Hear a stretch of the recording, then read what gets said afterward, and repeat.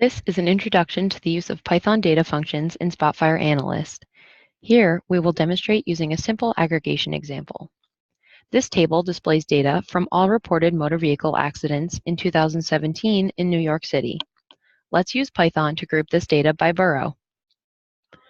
As with TAIR data functions, we will navigate to Tools, Register Data Functions, and give our function an appropriate name.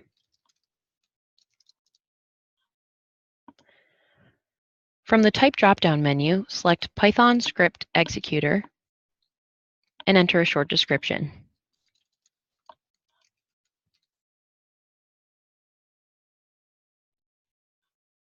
Ensure that the Python engine is the same as that which is installed in your local environment.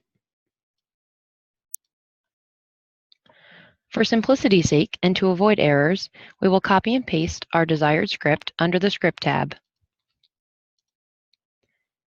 Each Python data function script must contain these 3 import statements,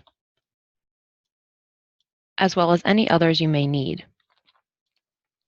Under the Inputs tab, we will add our input IT, representing our input table.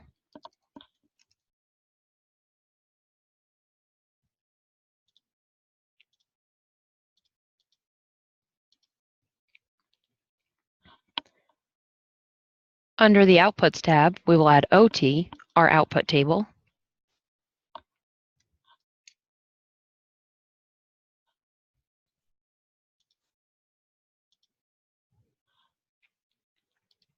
Make sure to note that parameters must be referred to exactly as they are in the script. Click Run to map our inputs and outputs.